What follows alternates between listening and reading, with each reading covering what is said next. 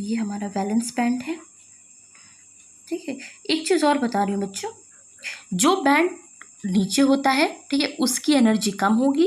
देख रहे हो ना आप, ये बैंड एनर्जी, एक्चुअली ये एक पूरा ग्राफ है, ठीक है। तो ऑब्वियसली जो नीचे होगा उसकी एनर्जी कम होगी, जो ऊपर होगा उसकी एनर्जी ज़्यादा होगी। तो वैलेंस बैंड की एनर्जी क्या होती है, कम है, और कंडक्शन बैंड की एनर्जी क्या होती है आपकी, ज़्यादा होती है, ठीक है। तो मेटल्स के केस में जिन क्रिस्टल्स का वैलेंस बैंड और कंडक्शन बैंड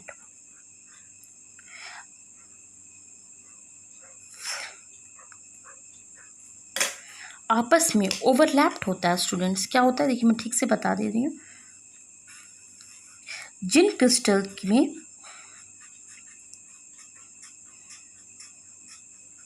ये वैलेंस बैंड है और ये कंडक्शन बैंड है, जिन क्रिस्टल्स का, ठीक है, और यहाँ पे हम बैंड एनर्जी लिख देते हैं।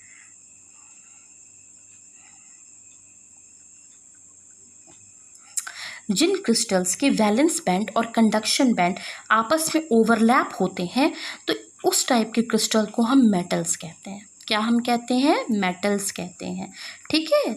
तो अब समझ में आया कि क्यों मेटल्स की कंडक्टिविटी ज़्यादा होती है, इसलिए क्योंकि मेटल्स के पास क्या होते हैं, कंडक्शन बैंड में, क्योंकि कंडक्शन बैंड में जाने के इलेक्ट्रॉन्स को कंडक्शन बैंड में जाने के क्या होता है, वो कंडक्शन बैंड में आते जाते रहते हैं, और इसीलिए कंडक्शन बैंड में आते जाते हैं और वो फ्री इलेक्ट्रॉन्स बन जाते हैं और उनकी कंडक्टिविटी क्या हो जाती है, आपकी बढ़ जाती है। तो इसीलिए आपकी मेटल्स जो होते हैं वो कंडक्टिव इन नेचर होते हैं, उनका नेचर क्या होता है, वो कंडक्टिव होते हैं, क्योंकि वैलेंस बैंड और कंडक्शन बैंड उनमें क्या होता है, ओवरलैप होता है। अब देखते हैं कि सेमीकंडक्टर्स का केस क्या है। सेमीकंडक्टर्स में बच्चों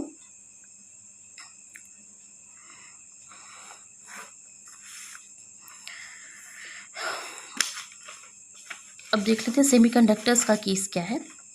सेमीकंडक्टर्स में वैलेंस बैंड में, ये दिख रहा है आपको, सेमीकंडक्टर्स में वैलेंस बैंड और कंडक्शन बैंड के बीच में 1 इलेक्ट्रॉन वोल्ट की आपकी क्या होती है, एनर्जी गैप होती है। मतलब इसमें हमारे दोनों बैंड्स ओवरलैप नहीं होते हैं, वो एक दूसरे से 1 इलेक्ट्रॉन वोल्ट की दूरी पर होते हैं। एक चीज़ मैं और बता दूँ, वैलेंस बैंड जो होता है वो फिल्ड होता है, जबकि कंडक्शन बैंड क्या होता है, वो एम्प्टी होता है। समझ में आ गया। तो अब लेकिन इनका जो गैप होता है वो बहुत ज़्यादा नहीं है, 1 इलेक्ट्रॉन वोल्ट है। मीन्स अगर इन्हें 1 इलेक्ट्रॉन वोल्ट की एनर्जी मिल जाए तो इलेक्ट्रॉन्स वैलेंस बैंड से कहाँ जा सकते हैं, कंडक्शन बैंड में जा सकते हैं, और कंडक्शन बैंड में जाके वो फ्री इलेक्ट्रॉन की तरह मूव कर सकते हैं। तो जब वो 1 इलेक्ट्रॉन वोल्ट की एनर्जी सेमीकंडक्टर्स को मिल जाती है तो फ्री इलेक्ट्रॉन्स जनरेट हो जाते हैं और वो कंडक्टिव प्रॉपर्टी को शो करने लगते हैं। समझ में आ रहा है। तो ये है हमारा आपका सेमीकंडक्टर्स।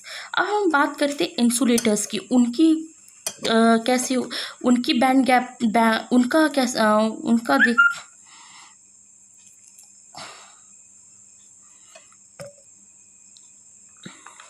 आइए अब हम देखते हैं कि इंसुलेटर्स के बैंड कैसे होते हैं। तो इंसुलेटर्स का जो वैलेंस बैंड होता है और कंडक्शन बैंड होता है, उनके बीच में 6 इलेक्ट्रॉन वोल्ट या इससे भी ज़्यादा इनका एनर्जी गैप होता है, जिसकी वजह से कोई भी इलेक्ट्रॉन वैलेंस बैंड से कंडक्शन बैंड की तरफ नहीं जा पाते हैं, और इंसुलेटर हमेशा नॉन कंडक्टिव प्रॉपर्टी को शो करते हैं, क्योंकि इनका एनर्जी गैप इतना ज़्यादा है कि वैलेंस बैंड के इलेक्ट्रॉन कहाँ, कंडक्शन बैंड में जा ही नहीं पाते, वो फ्री हो ही नहीं पाते मूव होने के लिए। तो इसीलिए इंसुलेटर्स हमेशा कौन सी प्रॉपर्टी शो करते हैं, आपकी नॉन कंडक्टिव प्रॉपर्टी शो करते हैं। तो ये जो था हमारा वो कंपैरिजन था मेटल्स का, सेमीकंडक्टर्स का, इंसुलेटर का, किसके थ्रू, एनर्जी बैंड थ्योरी के थ्रू था, ठीक है। तो अब हमारा जो नेक्स्ट टॉपिक होगा स्टूडेंट्स, हमारा नेक्स्ट लेक्चर होगा वो होगा हमारा डायोड पे, कि डायोड किसे कहते हैं, हाँ। और जो नेक्स्ट लेक्चर होगा उसमें हम आपको बताएंगे कि इंट्रिंसिक सेमीकंडक्टर क्या होता है, एक्सट्रिंसिक सेमीकंडक्टर क्या होता है, डायोड क्या होता है, ये सारी चीज़ें हम कंटिन्यू करेंगे। इसमें इतना ही। Thank you.